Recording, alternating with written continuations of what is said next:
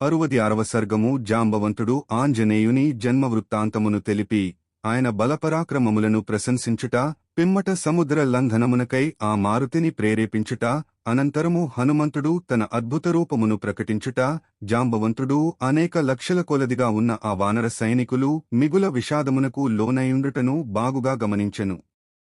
అంతటా అతడు హనుమంతుని ప్రేరేపించుచూ ఇట్లు నుడివెను: ఓ ఆంజనేయ, నీవు వానరులందరిలో సాటిలేని వీరుడవు. సమస్త శాస్త్రములలోనూ ఆరితేరిన వాడవు. నీవు ఇట్లు ఏకాంత ప్రదేశమున కూర్చుండి ఏమాత్రమూ మాట్లాడక మౌనము వహించియుంటివేళ? ఓ వాయుసుతుడా, తేజస్సునందును బలపరాక్రమములయందును నీవు వానరరాజైన సుగ్రీవుని ఎంతటి వాడవు, రామలక్ష్మణులకును ఏమాత్రము తీసిపోవు. కశ్యప మహర్షివలన వినతయందుగలిగిన గరుత్మంతుడు మిగుల బలశాలి. అతడు పక్షిలోకములో శ్రేష్ఠుడుగా వాసిగాంచినవాడు. మహాబలవంతుడగు ఆ పక్షిరాజు వేగగమనమునందు సుప్రసిద్ధుడు. అతడు సముద్రజలముల నుండి మహాసర్పములను బయటికి లాగుకుని పోవుచుండగా నేను పెక్కు పర్యాయములు చూచితిని. ఆ గరుత్మంతుని రెక్కబలమువలె నీభుజబలము తిరుగులేనిది. పరాక్రమమునందును వేగగమనమునందును నీవు అతనికి ఏమాత్రమూ తక్కువ కాదు. ఓ కపివర, బలము, ప్రజ్ఞ, తేజస్సు, ధైర్య సాహసములు మున్నగువాటియందు సకల ప్రాణుల కంటెను నీవు శ్రేష్ఠుడవు. ఇట్టి నీ ప్రత్యేకతను నీవు గుర్తింపవేమి? సముద్రమును లంఘించుటకు సిద్ధపడమేమి? అప్సరసలలో శ్రేష్ఠురాలుగా ప్రసిద్ధివహించిన పుంజిక స్థల అంజన అను పేరుతో ఖ్యాతికెక్కెను.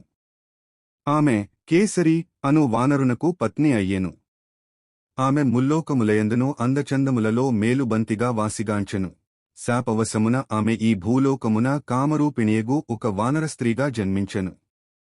నాయన, మహాత్ముడు వానరప్రభువు అయిన కుంజరునకు ఈమె కూతురు. వానరస్త్రీ అయినప్పటికినీ ఆమె సర్వాంగసుందరి. కామరూపిణియగు ఆమె ఒకానొకప్పుడు చక్కని రూప యౌవన శోభలతో మానవరూపమును ధరించెను. చిత్రవిచిత్రములైన మాలలను, ఆభరణములను, అమూల్యములైన పట్టు వస్త్రములను దాల్చి ఆమె వర్షాకాలపు మేఘములవలె ఒప్పుచున్న పర్వతాగ్రమునందు సంచరించుచుండెను. పర్వతముపై విహరించుచున్న ఆ విశాలాక్షి ధరించిన పచ్చని వస్త్రము ఎర్రనెంచులతో తళతళ మెరయిచుండెను. ఇంతలో వాయుదేవుడు ఆమె వస్త్రమును తిన్నగా అపహరించుకునిపోయెను. ఆమె చక్కని ఊరువులను, స్తన సౌభాగ్యమును, మనోహరమైన ముఖమును, విశాలమైన నితంబమును, సన్నని నడుమును కలిగియుండెను.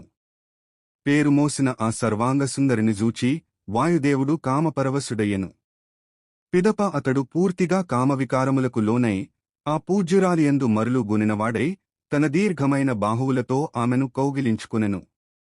అప్పుడు మచ్చలేని ప్రవర్తనగల ఆ అంజన జరిగిన సంఘటనకు విభ్రాంతురాలై, నేను పతివ్రతను, నా సౌశీల్యమును భంగపరచుటకు పూనుకొనిన వీడు ఎవడు అని పలికెను. ఆమె మాటలను విని వెంటనే వాయుదేవుడు ఇట్లు నుడివెను: ఓ సుందరి, నిన్ను ఏమియూ బాధింపను. నేను కౌగిలించుకునినప్పటికిని నిన్ను మానసికముగా మాత్రమే పొందితిని. పూజ్యురాలవైన నీకు ఎట్టి కళంకమూ అంటదు, కనుక భయపడవలదు. మహాపరాక్రమశాలి, బుద్ధి సంపన్నుడు అయిన సుతుడు నీకు కలుగును. అతడు ధైర్య సాహసములు గలవాడు, మిగుల తేజస్వి, బలపరాక్రమముల యందు సాటిలేనివాడు కాగలడు.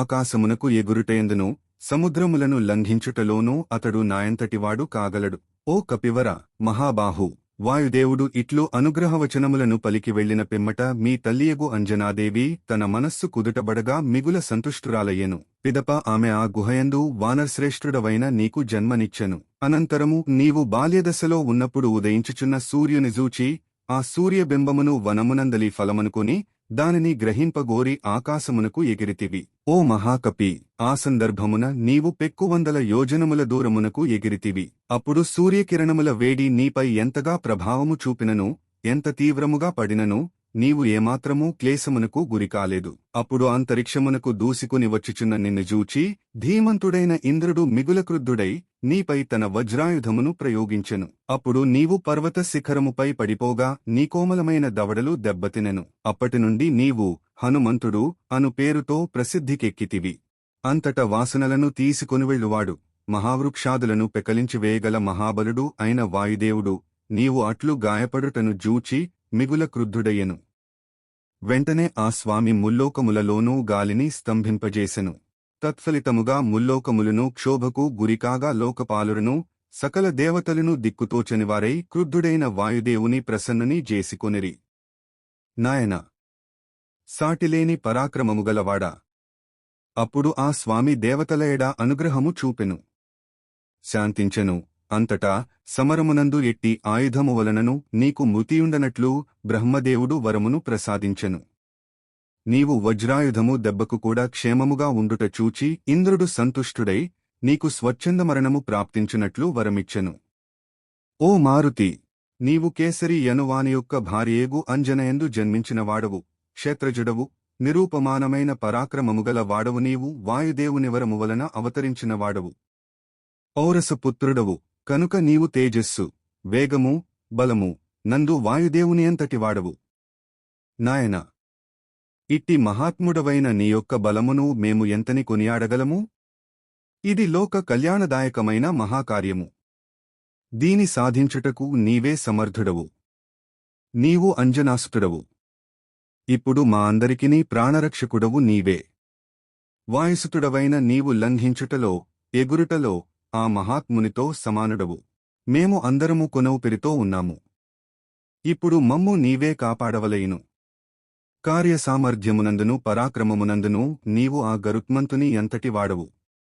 నాయన, శ్రీ మహావిష్ణువు వామనుడుగా, త్రివిక్రముడుగా అవతరించిన కాలమున నేను కొండలతో కోనలతో అరణ్యములతో నిండియున్న ఈ సమస్త భూమండలమునకు 21 పర్యాయములు ప్రదక్షిణ మొనర్చితిని. అమృతము కొరకు క్షీరసాగరమును మథించు సమయమున దేవతల ఆదేశమును అనుసరించి మేము వివిధ ప్రదేశముల నుండి దివ్యౌషధులను తీసుకుని వచ్చి ఆ సముద్రమునందు ఉంచితిమి. వాటి నుండి అమృతము ఏర్పడెను. అప్పుడు మేము తిరుగులేని బలము కలిగియుంటిమి. ప్రస్తుతము నేను వృద్ధుడను కనుక నాబల పరాక్రమములు క్షీణించినవి. ఇట్టి పరిస్థితిలో మన అందరిలోనూ నీవే ధైర్యసాహస పరాక్రమాది ఉదాత్తగుణములు పరిపూర్ణముగా కలిగియున్నవాడవు. లంఘించుటలో నీవు అందరికంటెనూ అగ్రేసరుడవు. కనుక పరాక్రమశాలివైన నీవు వెంటనే విజృంభింపుము. ఈ వానర సేనలన్నీను నీ శౌర్య పరాక్రమములను చూడగోరుచున్నవి. కావున వానరోత్తమా, లెమ్ము, ఈ మహాసముద్రమును లంఘింపుము. ఓ మారుతి! సమస్త ప్రాణుల గమనము కంటెను నీ గమనము మిక్కిలి ఉత్కృష్టమైనది. ఈ వానరులందరునూ విషాదములో మునిగియున్నారు. ఇక నీవు ఉపేక్షింపరాదు. వామనావతారమున తన పాదత్రయముచే ముల్లోకములను ఆక్రమించినప్పుడు పరాక్రమించిన శ్రీమహావిష్ణువు వలె నీవు ఇప్పుడు మహావేగముతో విజృంభింపుము. జాంబవంతుడు ఇట్లు ప్రేరేపింపగా వాయుసుతుడైన ఆ హనుమంతునకు తన వేగముపై, తన శక్తి సామర్థ్యములపై గట్టి విశ్వాసము ఏర్పడెను.